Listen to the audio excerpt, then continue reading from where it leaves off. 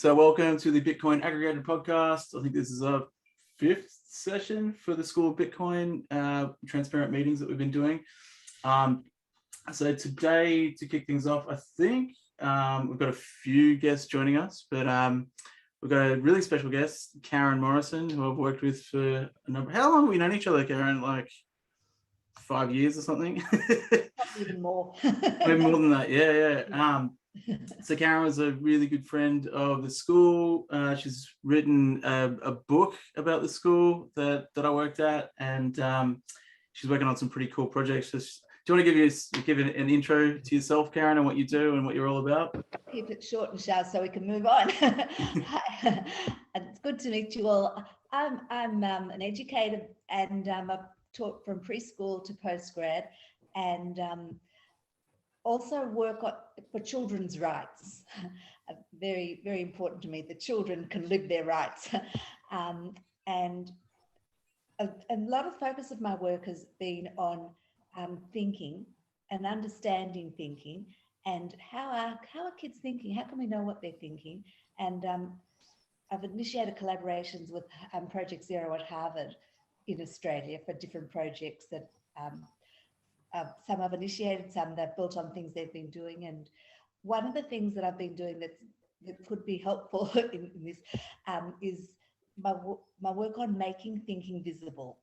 And there is a book that I've co-written with some people, but it has strategies. Like and I've also worked with Edward de Bono, who sadly died last year, and some of the different strategies. And Edward de Bono, one that I'm thinking about with this project, is consequences and sequels. What will be the consequences if more children have financial literacy? What are the sequels? Short-term, long-term, here we go. Edward has many different strategies that can be really worth thinking about, whether it's consider all factors, other people's views. Hi, Peter. Some of the thinking routines I was thinking about, as a starting point would be think, puzzle, explore. What do you think you know about money management? What puzzles you? What questions have you got? How would you like to explore it further? How could you? The language is really important. Like, what do you think you know? If someone asked me, what do I know about money management? I'd say, bloody hell, not much. But if someone says, what do you think you know? Well, I might say, I think it means that. So that I've got a whole lot of tools that I'm happy to share. I'll let you know about. if Awesome. you think that this could be helpful. I'll stop. Kieran, can I jump in and just say, Karen, I think we would be really good to collaborate on the Substack newsletters, because that's exactly what I was talking about yesterday with Jacques. And it's about that thinking and the critical thinking. And sorry, because I know Peter's joined us as well, but I'm really excited by what you've just said, because filling in that nexus between the world of cryptocurrency and Bitcoin and connecting with the critical thinking in schools, I think, is the way into connecting what you've got here and what the curriculum states there. And so I'd be really excited to be maybe sharing some writing with you, Karen, and getting your advice on some of these Substack newsletter posts. Very happy to, Jill. And as you're talking, I'm thinking, what do you think you know about cryptocurrency? What do you think you know about Bitcoin? I mean, people's understanding is so mixed. If there's any understanding, rather than just saying by rote to something they've heard. Yes. And also the Edward de Bono, I've actually been playing with that for one of our first articles. So I'm really pleased that you were talking about that, because I think we can actually bring in some of those principles to looking at kids' risk-taking values, all around the emotional intelligence with regards to making those decisions, because so easy kids want that quick adrenaline kick of, yeah, I put my money on and I did this or I did that, but there's so much more with regards to understanding the world of Web3, blockchain, crypto, that I think from an Edward de Bono perspective as one strategy would be a lovely way to run one of our Substack newsletters. Yeah, I think that would be great too. His work is so often overlooked now, but people don't realize what a treasure it is. Yes. Yeah. Definitely. Sorry to that's awesome. There, but that's really thank good. You. Yeah, look forward to working with you. Yeah. And Peter, welcome. Hey guys, how are you? Hang on. Good. Wait one. Yep. Whereabouts are Yep. you? I'm getting my car serviced. Again. Look, you don't want to know the ophthalmic moment that I've had recently, and I know I've just met you. So if there's one way to destroy credibility instantly, this is it. But I drove my wife's BMW into town, which is like an hour and 15 minutes away. I pulled into the service department and looked down, and I'm in a Subaru, not in a BMW. Good one. I'd been very productive all the way. I'd done emails with my PA. So I'm here for a second time this week. Before we go on, this is being recorded for YouTube. Are you okay with that, Peter? It's all good, mate. It's all good. Oh, that's so funny. That's awesome. Well, that brings me to an interesting point. So I had a Twitter question. You might have seen it, Gordon or Electro, if you've been on the Twitter account. There was someone who it was so strange. They signed up in like 2014, and their first tweet is to us. Like, what the heck? So, and it was like about, I should have saved it because they deleted it. But it was about intrinsic versus extrinsic learning and the motivations for learning, and like, what are we building out with this project? And basically they thought, I might just mute Jill, I think. Basically they thought that all we're doing is just paying students to run through a course. And so I thought, geez, well, that's not clear enough of what we're doing in the white paper and that sort of thing. So I've made that sort of front and center on the website. But I know, Peter, you're probably the best to speak to something like that, because you've dealt with that sort of thing at your school. Like, what's your thoughts on that as a concept, paying students and then sort of taking ownership of their learning because of that versus, just paying them for the sake of it, sort of thing? It's interesting because the theory on it is that if you pay people to do it, just to do anything, then as soon as you remove that payment, there's actually a decline in willingness to take part in it. Like the research is pretty clear around that point, and yet we all get paid to do work. I didn't really experience that at TC. So just for those that don't know, I was principal of a school called Templestowe College in Melbourne, Victoria, and we had one of our key performance indicators that we would genuinely employ 10% of our students to help run the school. So thank you. Sorry, just a lovely lady has delivered me a coffee. Nice. But it's what happens when you have a BMW, don't you know? But that's why my wife's got one and I haven't. But our actual experience was that whilst we were paying students, like sometimes they would say, well, do I get paid for doing this? If we ask them to do something additional, and we'd just go, no, and laugh, you know, and they'd go, that's fine. Like there wasn't really, but I think that was because we had such a positive relationship with our students. I think if you didn't have those relationships, you could find yourself in a position where kids actually were demotivated to do anything that they weren't paid for. So I think I think there's a cautionary tale there. It's fine if you are working in an environment where you've got, you know, really easy, open, trusting relationships. But if you didn't have that, I think that would be problematic. Yeah, I think that's pretty spot on. And like what I tried to respond to with that was specifically, we're not doing that. We're not just paying students to run through a course. It's at the end of the course, you take ownership over what you've learned, and it gives you the ability to have a say in what you've just gone through, and ownership with a community as well. So I think that's the key difference. So I want to try and get that message across with the Substack, Jill, and with the white paper as well. So I think on our roadmap, we need to probably keep coming back to that point, like that we're not just paying students for the sake of, or paying learners for the sake of it, sorry, because we haven't got any students at the School of Bitcoin. It's all learners, because anyone can be a learner. So it looks like Matt and Chris probably aren't joining us, but it's all right. Probably see him on the next one. And Jacques, he must be sleeping, I'd say. He seems to be up at crazy hours over in Chicago, so I'd say he's probably out of it. Lewis from Stacks got back to me.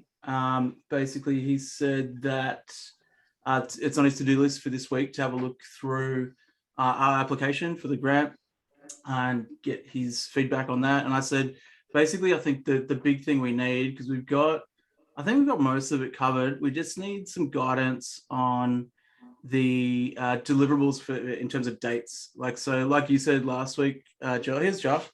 Last week, Jill, I think maybe it was you, Electra, maybe a year is not enough. Maybe we need to do it over sort of a 2-year period and break that down. So I think because he's done it before, he'll probably give us some good input. And so we'll see how that goes later this week. LinkedIn has had like crazy hits. Well done, Electra, for using it, because I don't use LinkedIn whatsoever. So I think LinkedIn is a really good place for us that our professional circles know what we're doing and enlighten and share. So I'll just provide the in the Substack notes for today. I've got a link to the LinkedIn, and I encourage everyone to join it. Add yourself as an employee if you like. Yeah, definitely. And share with your circles. And we also have a Facebook group. I think that'll help build the community in this kind of regional area we're in and amongst friends. But I think the LinkedIn is very valuable. And you notice it's had a lot of hits, have you?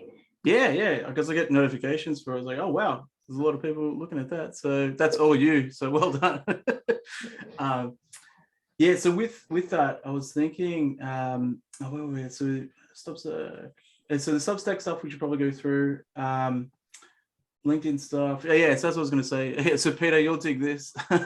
Where we've basically taken the concept of a hierarchical school, so like, principal and different roles, and given ourselves roles with the end goal of dissolving them into a DAO. So there will be no owners, there will be no hierarchy, there will be no ownership over the school. It's a community-based thing that's owned by a DAO, or a decentralized autonomous education system. So you'll be proud of me. I'm officially a principal now. Hence the coat with the so that's kind of where we're at with that. So, and it's open, so anyone who wants to be involved can be, and they can and that's why we've got the LinkedIn page with that, with the end goal of having 10,000 users, because you can't do 0. So I thought, oh well, we'll make the organization 10,000. Once we hit that goal, we're going to dissolve it into a DAO. So pretty exciting. So yesterday, Jacques and Jill, you guys met up for the curriculum. Sorry, I couldn't make that. I had a crazy day.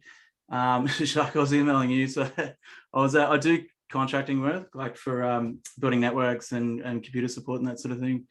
And one of the jobs I rocked up to, the guy, it was like literally when I was going to jump in with you guys, the guy like passed out at the door and like hit his head. And I had to like call the police and everything, like, the ambulance for him. And then after that, I had another job when I was messaging you, and it was like a Vietnam vet guy who was like showing me all his collection of like weapons and stuff.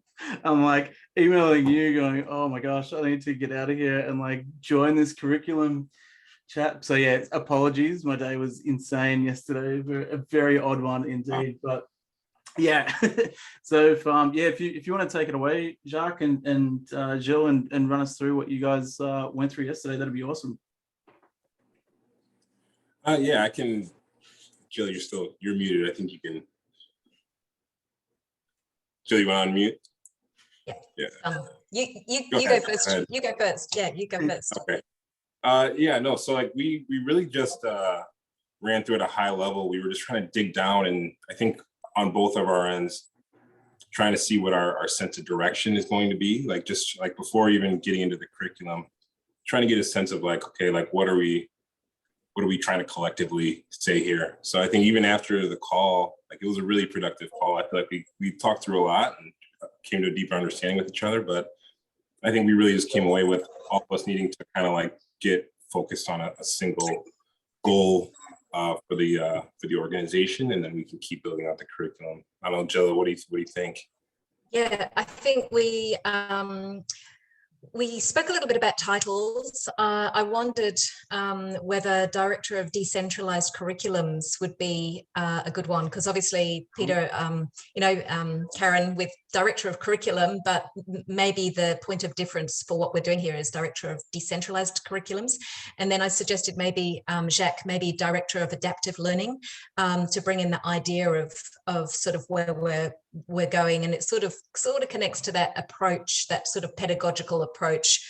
So we're covering our bases there. So we talked about, I went back, Peter and Karen, I went back and actually looked at the reviews of different curriculums across a jurisdictional scan to look and see what traditional curriculums are actually what they're actually expecting. Because I think if we're bridging that gap between schools, even though we're different, I think there still needs to be that level of justification and realization from schools as to what we can offer, and therefore looking for that nexus or that bridge. So I was looking for, in the jurisdictional scan, looking for what the purpose, the overarching purpose for curriculums are, whether it be Finland or Singapore or New Zealand or Australia or British Columbia. And similarly, we need to, I think, look at that purpose of those different curriculums and mirror that for what we're offering, so that they can see that we're sort of the same but different. And then the other thing that I was looking at was Jacques asked me some really pertinent questions with regards to what do I see or what do I look for in a curriculum, and I think I came up with 3 things: the breadth, the depth, and the rigor. And that then brought us to a conversation over the breadth. What are we actually covering when we talk about financial literacy? Generally speaking, people think about assets such as real estate, stocks, shares, commodities, now crypto, blockchain, digital currencies. So if the breadth then is not so broad, but actually quite specific, I think we talked about courses, Jacques, and we said perhaps one of our intro courses is to acknowledge what financial literacy is, but where the School of Bitcoin want to actually focus, and then perhaps look at the depth and then look at the rigor, so that people understand that they can come in at an easy level or a medium or hard. So we discussed all of that, again, thinking about it from a jurisdictional level to how we replicate. And then we also discussed very strongly, like I said at the beginning, the Substack newsletter. Jacques, I said that I would actually map it out, but actually coming away from the conversation, I actually needed process time. So I will map out things today.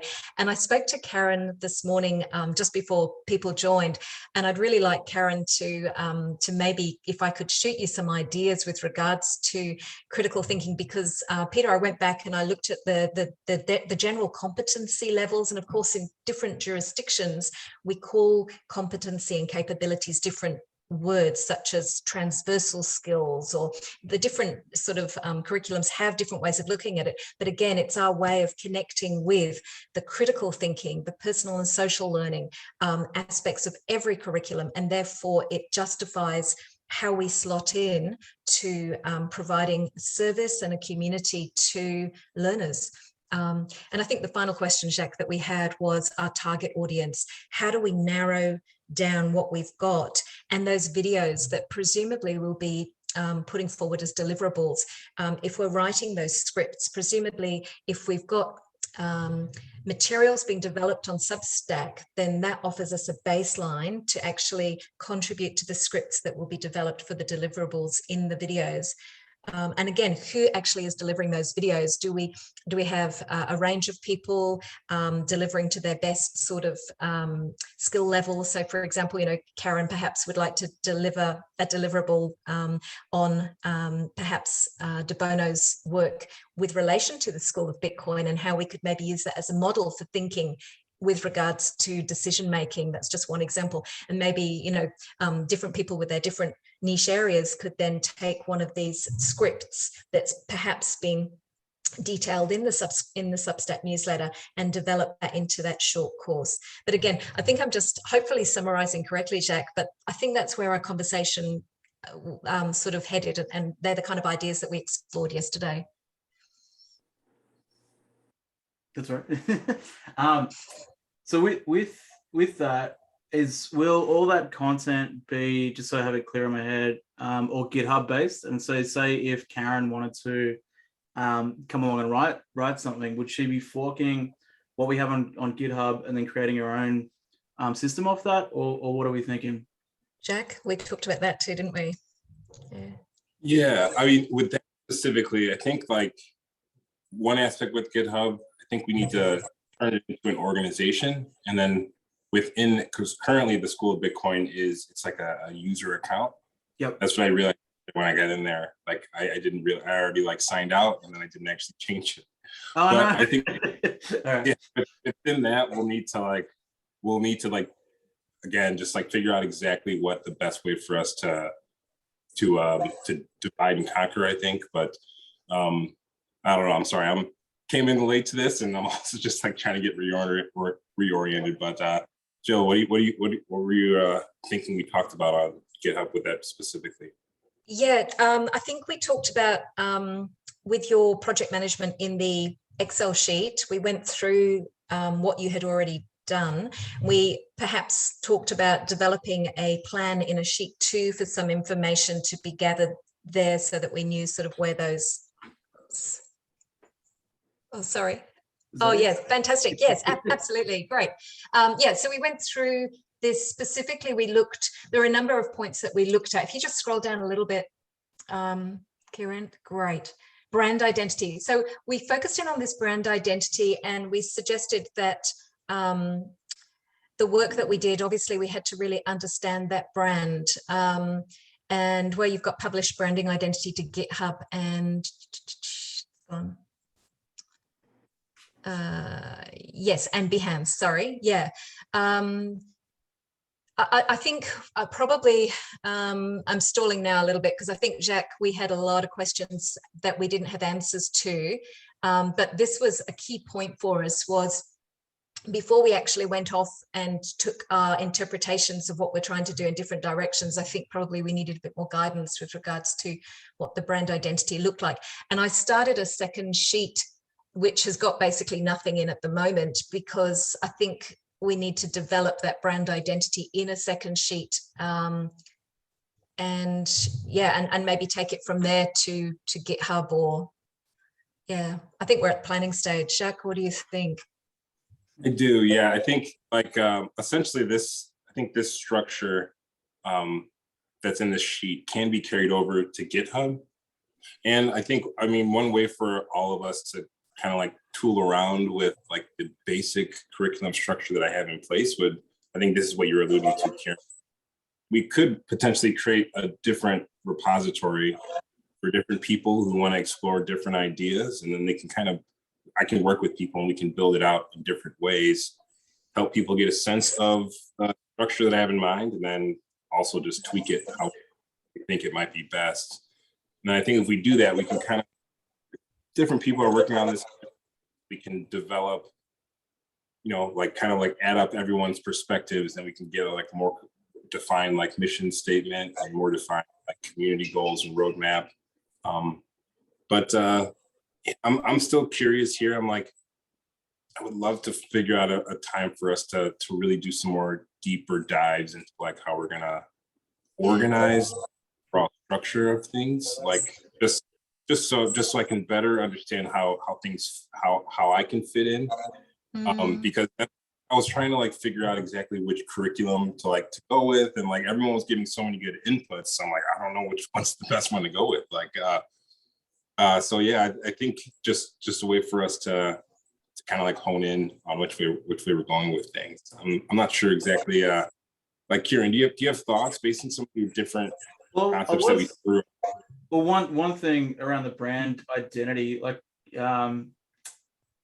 yeah. So what do we mean by that? So is that like what we want the overarching sort of message to be? Because I think that's definitely consensus of financial literacy. So I think that's from the get-go. That's what we need to keep coming back to, is that sort of work for this.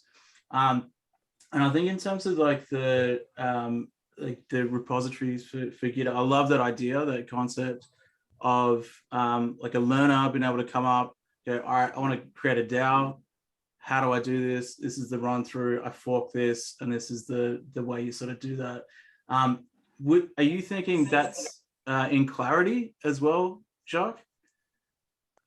Oh, it's like the coding language. Yeah. I think so I think we could potentially set up different repositories. There could be one repository for just like, I want to figure out the high level of what my DAO is going to do. That could be a repository where they can kind of fill everything out. Yeah. Another repository can be, okay, I did that first repository where I have my plans. The next one this is the Clarity NFT Marketplace. So they could just maybe clone that, and then they could tweak it and change it to suit their needs. It could potentially, I mean, there could be a ton of there could be like a handful of there could be a library of different ways that learners can like beef up their own gift if they learn from what we did. I really love it, because what that means is you could have like a classroom or even a school, like Peter's got a new school he's building, that you could actually run as a DAO. So if we get it and it could be just a group of students or learners that want to do it on their own, they could go off and go, all right, like Karen, we've got the Magic 11 tonight. That could be potentially them, and then running through this course and then creating their own DAO based on that. So I think that's really cool, but I think it means we have to get really precise. So it's a lot of pressure to begin with, but I think that's good. So if we can, I think we need like a session, like a whiteboard session, just going through what the key points of creating a DAO are, because I mean you've mapped them out pretty well, Jacques, but I think to get an understanding for everyone, and probably get Gordon and Electra's input on that as well, and then mapping that out and then running through it for, like we said, for this project specifically, then it's sort of open for anyone to do. So that's good. In terms of like the like you were saying before, Jill, with the different age groups, I think maybe that answers the question, because I was thinking about this yesterday.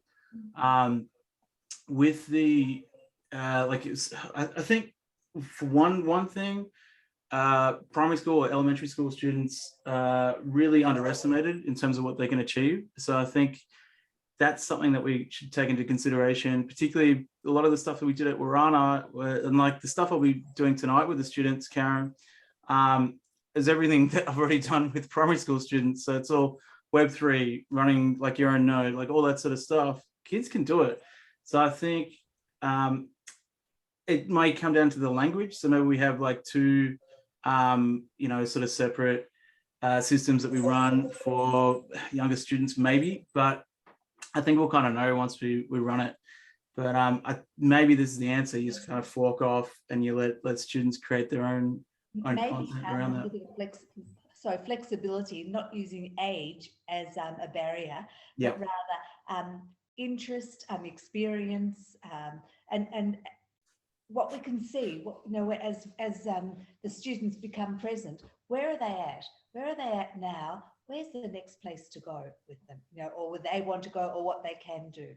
Because just like you said, Kieran, children can be so underestimated just because they're little or young, or it's not a measure of who they are and what they're able to do if they're given the opportunities and not judged to fit in a certain box.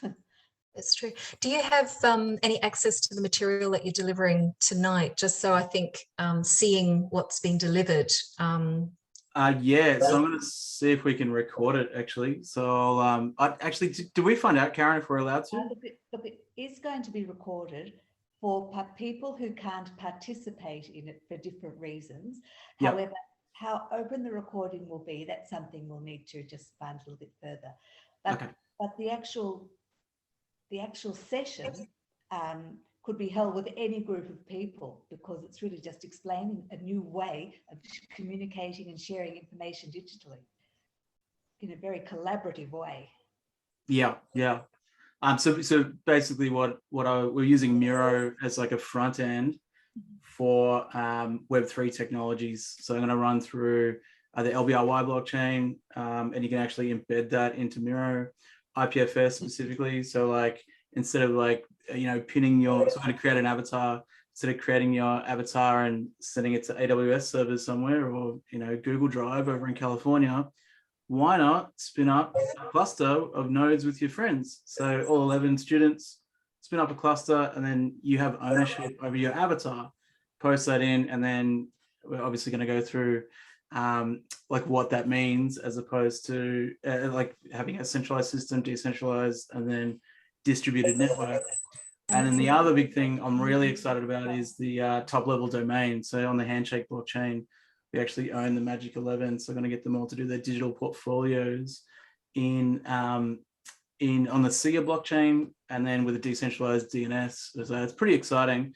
But just an overview of that, and we're going to go into why Miro is still cool, but there's better technologies that are sort of, well, not better technologies, but technologies that interface with that as a front end sort of thing. So because originally it was going to be a residential project for a limited time, and now, because, well, since COVID, a lot of things have changed, as we all know, and this enables everyone who's in this project to be able to participate. And as it includes people from across Australia, well, hey, why should they miss out? Now they're on a very equal starting point with everyone else. Yeah. Thanks for that input, Karen.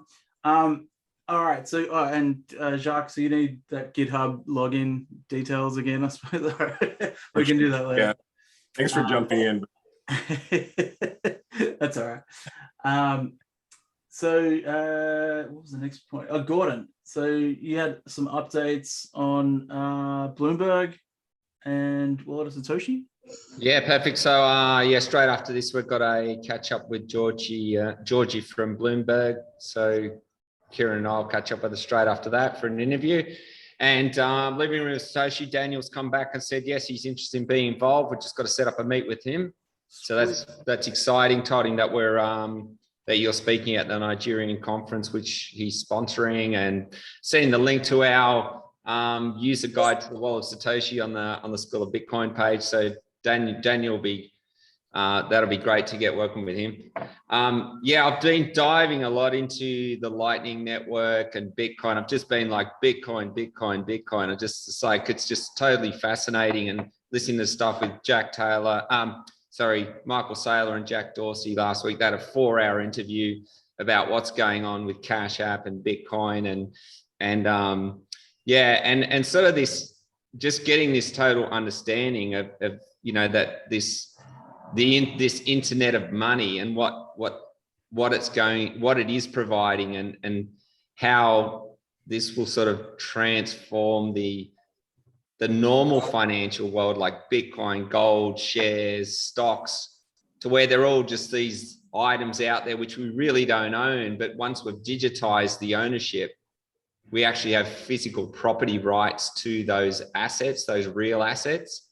So it's this big underlying network that's being built, and learning also about the layers, like layer 1 and layer 2, and there'll be other like layer 3s and layer 4s that are going to come. So this is just so early to understand. So that's been a good week. Good bit of learning for me, and I'll post a clip to a lady. I don't know if we did that here. A lady, there's a YouTube. She's got like 5 different interpretations of Bitcoin. And what it means for everyone. Did we have that?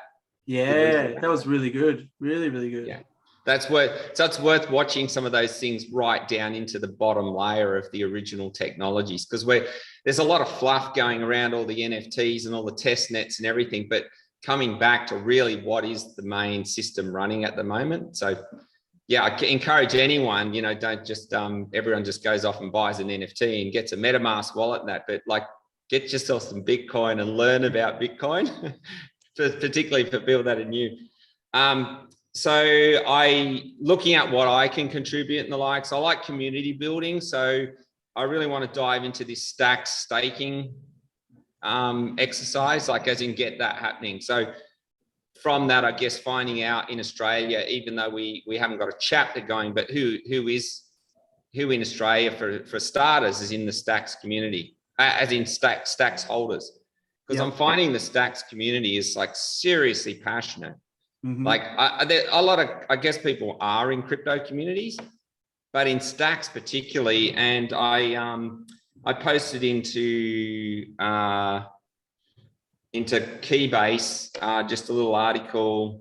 Kieran, I know you might bring that up. The Built on Bitcoin, an introduction to full stack Web3 development, and there's for everyone in there, there's some links in there to as to who to follow on Twitter and who to, and it sort of gives you all the links to all the aspects of to what's going on in the Stacks community. But it looks like there's some massive support, you know, obviously because the settlement layer is Bitcoin, but yeah, it seems it's quite a passionate group around, like from the Bitcoin community, are quite very supportive of the Stacks project. So your thoughts on that? God, do you want to chuck those links into the chat maybe, just so we can see them? So your thoughts on that was just from what I saw on Keybase, kind of do we go for a community grant or do we go for another type of grant? Was that what you were sort of asking? So yeah, obviously there's it seems like within Stacks they have the foundation, which obviously set up chapters. And so chapters is, you know, the major objective is community building, getting people using Stacks, stacking Stacks, and bringing developers into the game. So that's remember back to their original objectives. How many wallets are getting? Yeah. How many people are, say, for example, getting a hero wallet or whatever wallet you choose, but let's say a hero wallet, and actually starting to use the applications on Stacks, and stacking their Stacks. And then the second part is, you know, how many developers are you bringing into the community? Yeah. So that's their objective. So does like we're sort of, I couldn't quite understand from the work that the huge amount of work that Jarks had done there and put together, whether and I'll have to go back and read because I've got a bit more concept of it, but whether that's the community building project or is the School of Bitcoin that should be like in the accelerator program. Because with the community, with the chapter, they will fund you like, you know, what is it, I think $5,000 to $8,000 a month to build the chapter. And then in the accelerator projects, well, you're basically like a startup, and whether that has relevance, but in the accelerator programs, there's you can get funding like there's like such VC type funding, but also foundation funding. Yeah, I get you. So, yeah, I was a bit I was a little bit unclear on that. Which direction? Yeah, so was I actually, but I thought potentially I was thinking we could do like part of the School of Bitcoin. We could have anz.schoolofbitcoin.com.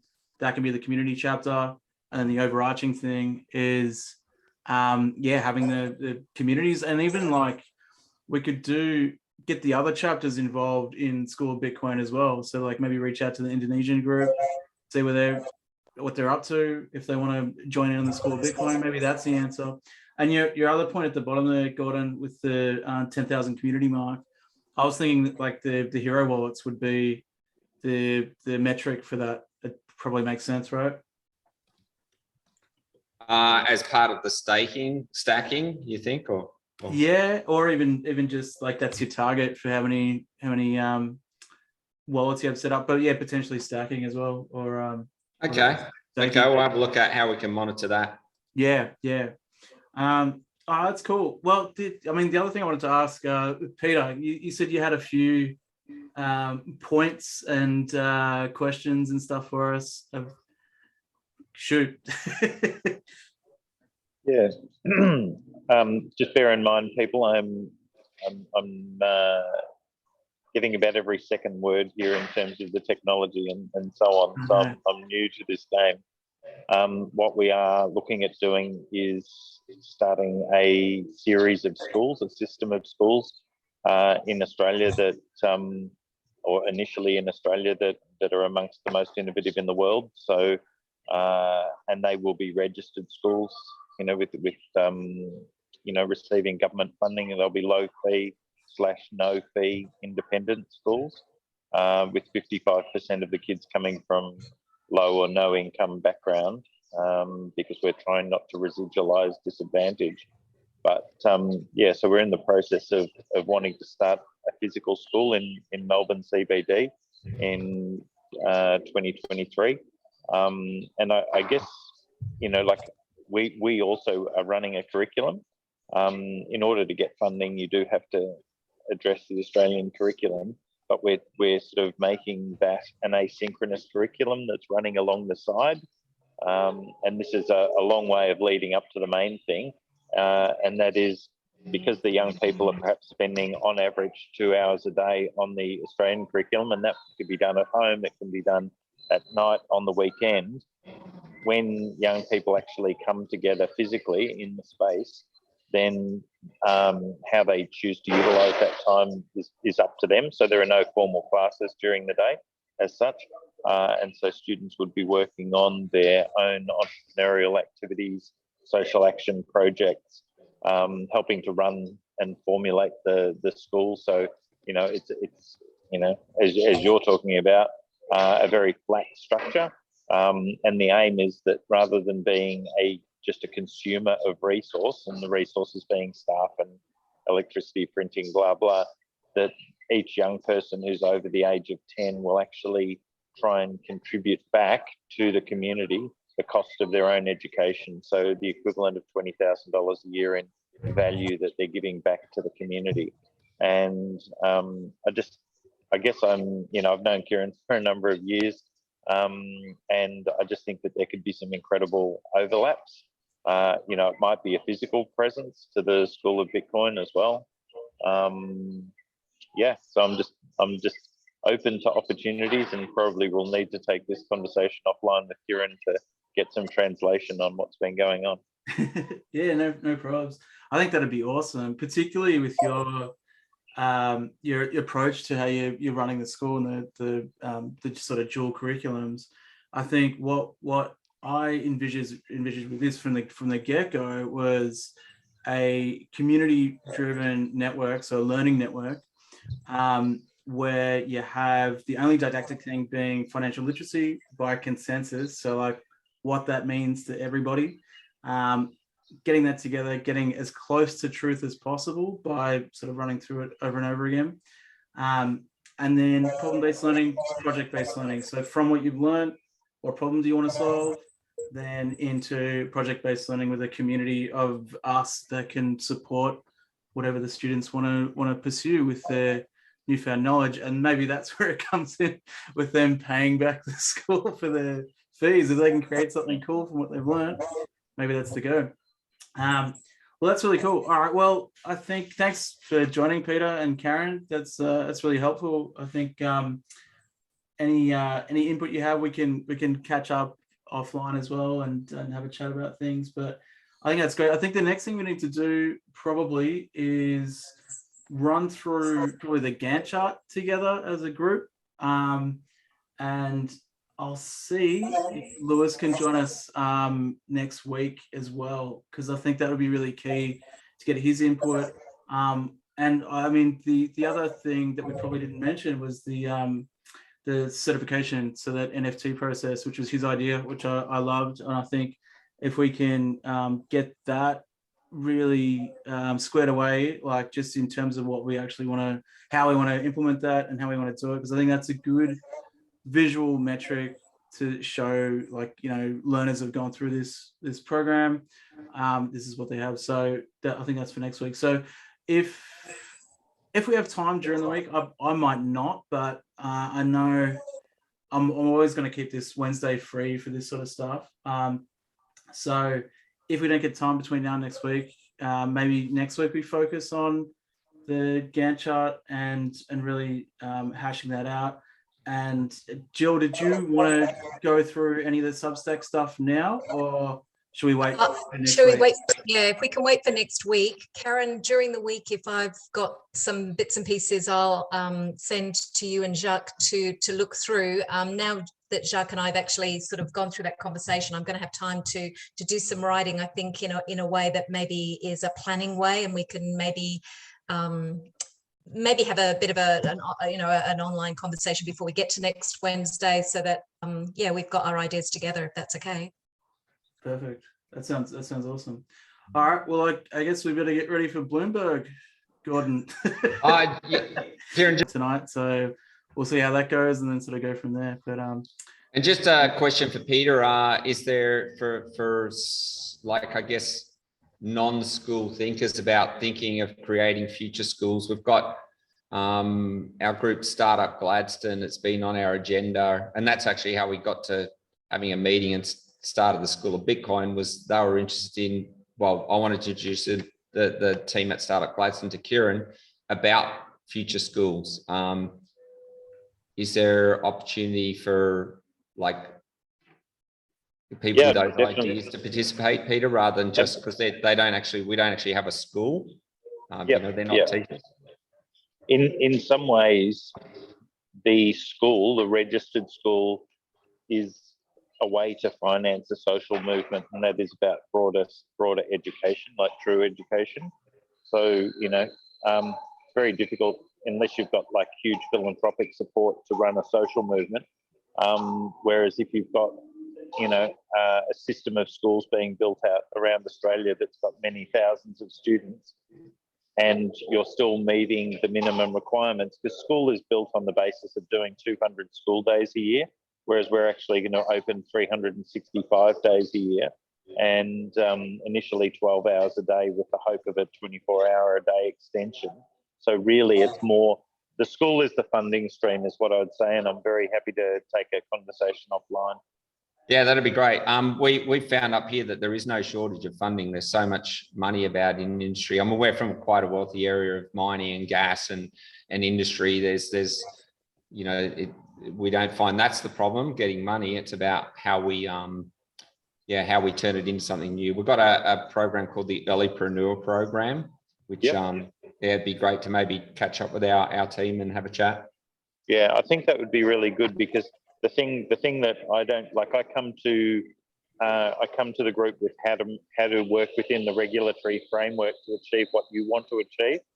So I can help with that bit. The bit that I haven't got background or experience in is the fundraising side, or how to fund a thing. Okay. So I would be very keen to, if we can bring those two together. It would be an interesting discussion.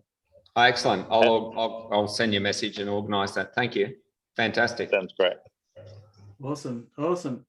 Well, all right. Thanks, guys. We might leave it at that. And Kieran, one last question. Is everyone, Jill, Karen, Peter, have you guys all got some a digital currency wallet? Good question. Have you onboarded to the Bitcoin train yet? I have. Okay, great. If you need some assistance, we run classes here at the Digital Playhouse. So yes. I'll send you a link. You're welcome to join us. We can get you in 3 little sessions, get you completely on the Bitcoin train. Or send me a link. So, good thinking. So I'll call you back, Gordon, for the Bloomberg thing? Yeah, she's going to send us a link. It should come through. Link, yeah, you've got a link in your emails, Kieran. Oh, awesome. All right, cool. We'll leave it at that. Thanks for coming, everyone, and we'll catch up same time next week, if not sooner. Thank you very much. Great to meet you. Thank you. Thank you for our special guest. Thanks for coming.